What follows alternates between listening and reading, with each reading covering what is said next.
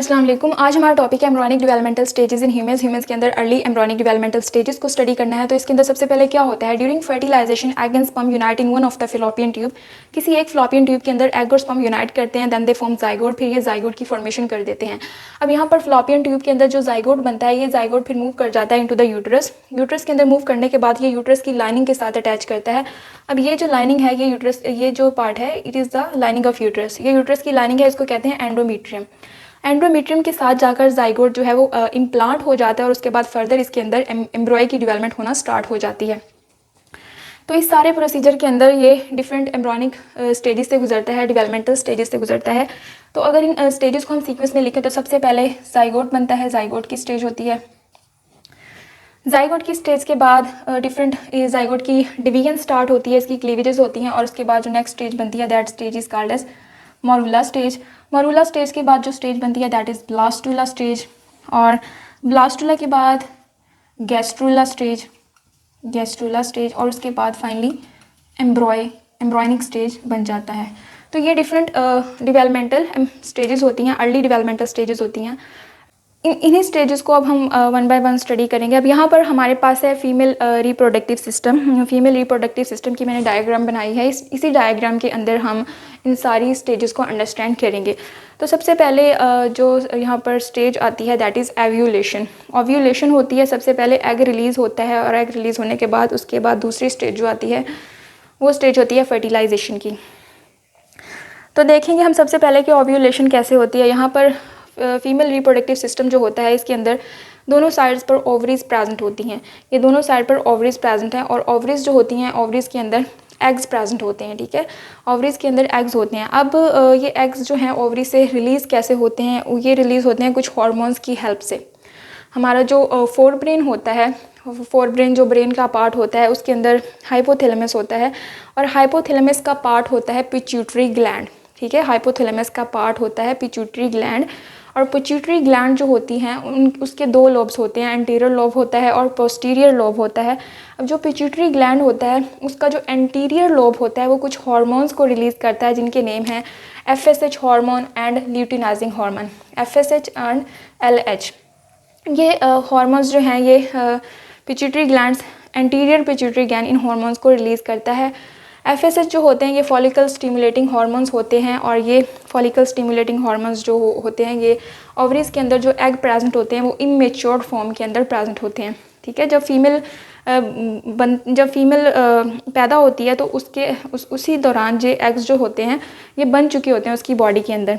ठीक है, सारे उसके एग्स जो होते हैं उसी दौरान उसके पैदा होते ही बन चुके होते हैं, लेकिन ये इमेच्योर फॉर्म के अंदर प्रेजेंट होते हैं। तो फॉलिकल स्टिमुलेटिंग हार्मोन जो होता है ये इन एग्स को मेच्योर करता है। ये क्या करता है, फॉलिकल स्टिमुलेट करता है एग्स की प्रोडक्शन को, उन एग्स को मेच्योर करता है। और जो ल्यूटिनाइजिंग हार्मोन है इसका फंक्शन ये है कि इसने ओवरी से एग को रिलीज़ करना है। ठीक है, तो यहाँ पर जो फ्लॉपियन ट्यूब होती है उसके ये फिंगर लाइक प्रोजेक्शंस प्रेजेंट होती हैं उसके एंड पर। ये फिंगर लाइक जो प्रोजेक्शंस होती हैं इनको कहते हैं फिम्ब्राई। अब ये जो फिम्ब्राई होती हैं ये ओवरी के अंदर से एग को अपनी फ्लॉपियन ट्यूब के अंदर मूव करवाती हैं। फिम्ब्राई जो होती हैं ये जो एग को कैप्चर करके इधर अंदर ले जाती हैं फ्लॉपियन ट्यूब के अंदर, और एग को रिलीज़ कौन करवाता है, ल्यूटिनाइजिंग हार्मोन जो है ये एग को रिलीज़ करवाता है। तो यहाँ पर हमारे पास फर्स्ट स्टेप क्या आया है, ओव्यूलेशन का। ओव्यूलेशन के अंदर क्या हुआ है, एग रिलीज़ हुआ है और एग रिलीज़ होकर चला गया है फ्लॉपियन ट्यूब के अंदर।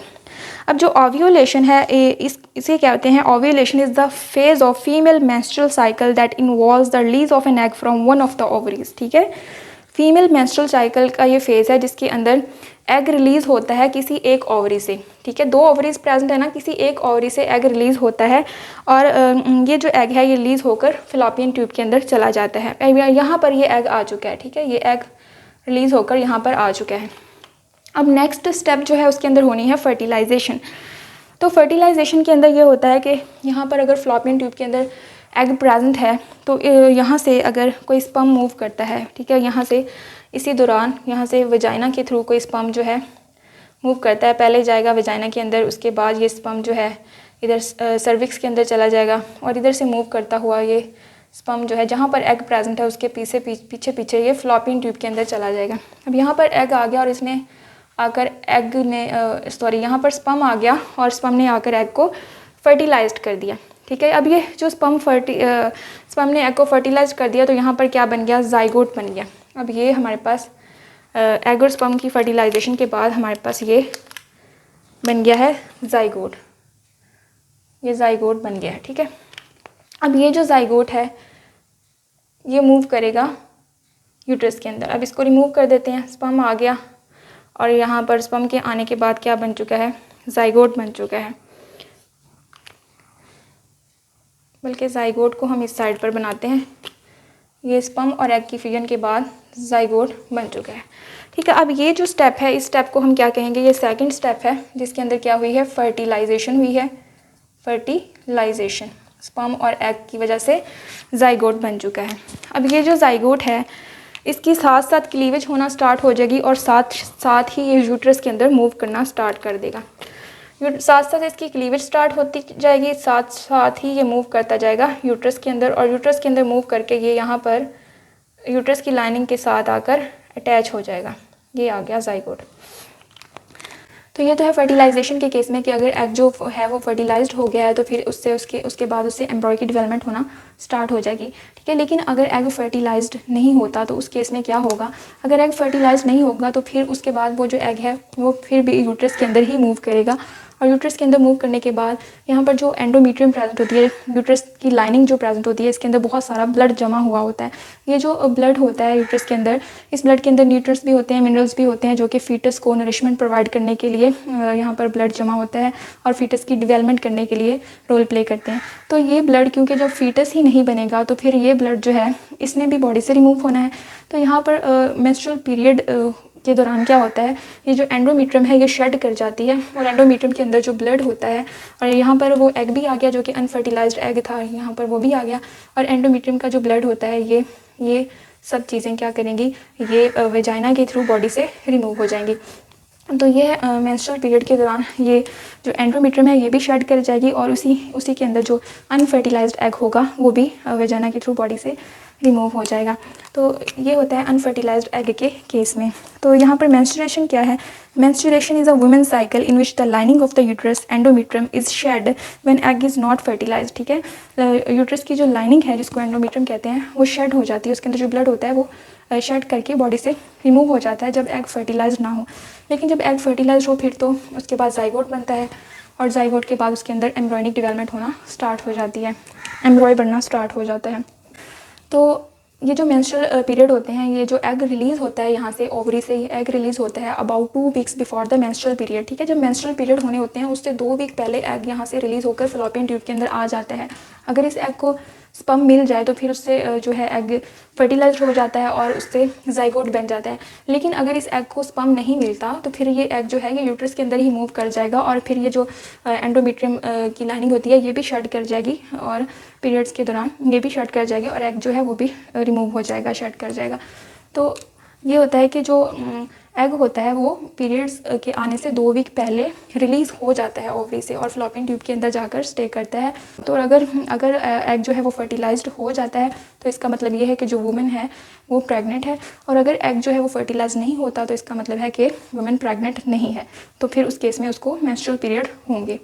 तो ये जो मेंस्ट्रुअल साइकिल का जो साइकिल है ये 28 डेज़ का साइकिल है जिसके अंदर हर 28 डेज़ के बाद हर मेंस्ट्रुअल पीरियड के अंदर एक ही एग डेवलप होता है और एक ही एग जो होता है वो रिलीज़ होता है फैलोपियन ट्यूब के अंदर। ठीक है, तो ये यहाँ पर आकर यूट्रस की लाइनिंग के साथ आकर अटैच करता है। लेकिन इस दौरान मैंने कहा कि फर्टिलाइजेशन के बाद इसके अंदर क्लीवेज होना स्टार्ट हो जाती है।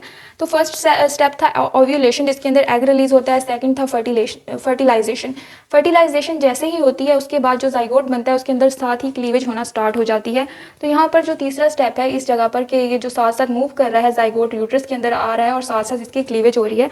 तो यहाँ पर हम देखेंगे कि ये जो जाइगोट यहाँ पर बना है इसकी यहाँ पर क्लीवेज स्टार्ट हो चुकी है। ये थर्ड स्टेप और इसके अंदर यहाँ पर इसकी क्लीवेज स्टार्ट हो चुकी है। अब क्लीवेज जो होती है इसके अंदर क्लीवेज कैसे होती है, माइटोसिस होती है। ठीक है, सेल की डिवीजन होती है। अब ये एक जाइगोट है, इसकी माइटोसिस होगी तो इससे 2 सेल बन जाएंगे। तो यहाँ पर सबसे पहले 2 सेल स्टेज बनती है। यहाँ पर क्या हुआ है, माइटोसिस हुई है और माइटोसिस के रिजल्ट में 2 सेल स्टेज बन चुकी है। उसके बाद ये दोनों सेल हैं, ये डिवाइड करेंगे, ठीक है। ये जाइगोट डिवाइड किया, 2 सेल स्टेज बन गई। अब ये दोनों सेल डिवाइड करेंगे तो 4 सेल स्टेज बन जाएगी, ठीक है। इसी से 2 बनेंगे, 2 इससे बनेंगे, कितने बन गए, 4 सेल। तो यहाँ पर 4 सेल स्टेज बन चुकी है, यहाँ पर 1 2 3 4, ठीक है। 4 सेल स्टेज बनती, फिर फर्दर क्लीवेज करेगा। ये 4 सेल स्टेज जो हैं, 4 सेल्स जो हैं, ये फिर से माइटोसिस करेंगे, डिवीजन करेंगे, और माइटोसिस के रिजल्ट में ये 8 सेल स्टेज बना देंगे। 8 सेल स्टेज कैसे बनाएंगे, 2 इससे बनेंगे, ये एक सेल है तो माइटोसिस करेगा तो 2 डॉटर सेल इसके, 2 डॉटर सेल इसके 4, फिर 2 डॉटर सेल इसके, 2 डॉटर सेल इसके 4, 4 और 4 कितने हो गए, 8। तो यहाँ पर क्या आ गई, 8 सेल स्टेज आ गई। इस तरह ये जो जाइगोट है ये डिवीजन करता है, क्लीवेज करता है, और 8 सेल स्टेज आ जाती है। यहाँ पर भी माइटोसिस हुई है, यहाँ पर भी माइटोसिस हुई है। तो इस तरह इसकी डिवीजन होती रहती है, और ये जो है सेल वो डिवाइड करते जाते हैं।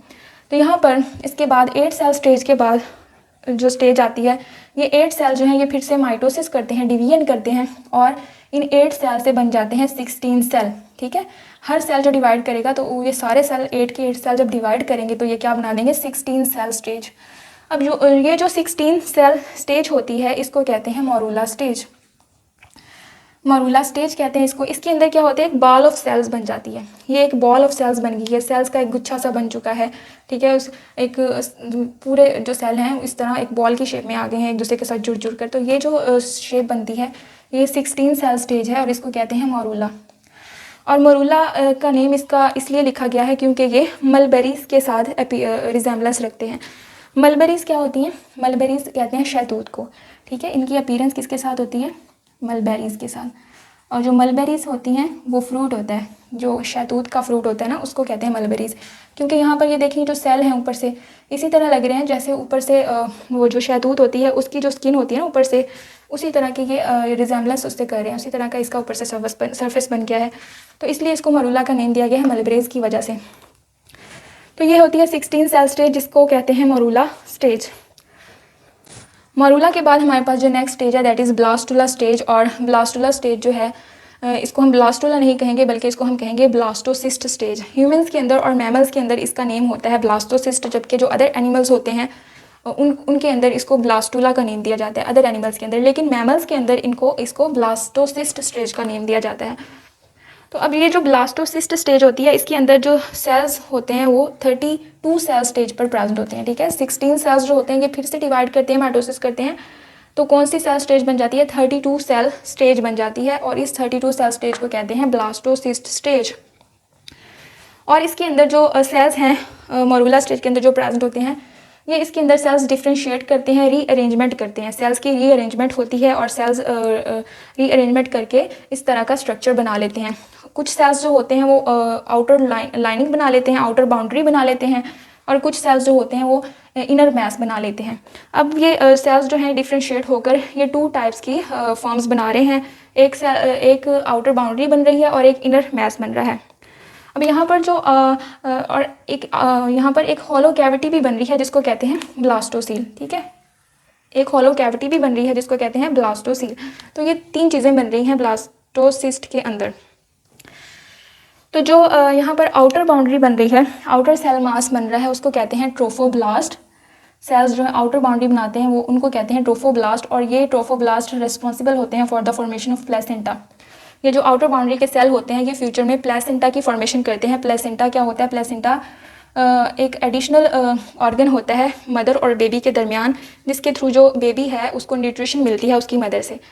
तो ये जो ट्रोफोब्लास्ट सेल्स होते हैं, आउटर सेल मैस जो होते हैं, ये प्लेसेंटा की फॉर्मेशन करेंगे। और जो इनर सेल मैस है जो कि अंदर वाली साइड के में प्रेजेंट है, इनको एम्ब्रियोब्लास्ट भी कहते हैं। इनर सेल मैस भी कहते हैं और एम्ब्रियोब्लास्ट भी कहते हैं। इनसे क्या होती है, फॉर्मेशन ऑफ एम्ब्रॉय। एम्ब्रियोब्लास्ट एम्ब्रियोई की फॉर्मेशन करते हैं और ट्रोफोब्लास्ट जो हैं ये प्लेसेंटा की फॉर्मेशन करते हैं।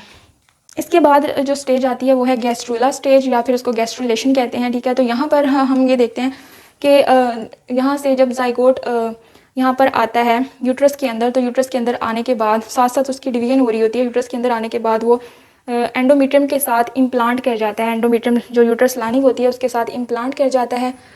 और इस दौरान इसके अंदर यहाँ पर जब एंडोमीट्रियम के साथ ये इम्प्लांट करता है जाइगोट, तो फिर इसके अंदर गैस्ट्रुलेशन होती है, ठीक है। गैस्ट्रुलेशन इस स्टेज पर होती है जब ये जाइगोट एंडोमेट्रियम के साथ अटैच होता है। तो गैस्ट्रुलेशन जो है वो क्या है, गैस्ट्रुलेशन की स्टेज के अंदर 3 जर्म लेयर्स बनती हैं, एक्टोडर्म, एंडोडर्म और मीजोडर्म। ठीक है, गैस्ट्रुलेशन की अगर डेफिनेशन देखें तो उसकी डेफिनेशन भी यही है कि उसके अंदर 3 जर्म लेयर्स बनती हैं और उन्हीं 3 जर्म लेयर्स से बाकी के ऑर्गन्स, जो बेबी के जो डिफरेंट ऑर्गन्स होते हैं बॉडी के, उन्हीं 3 जर्म लेयर से वो ऑर्गन्स बनते हैं। तो जो गैस्ट्रुलेशन की स्टेज है वो हम नेक्स्ट लेक्चर के अंदर स्टडी करेंगे डिटेल में।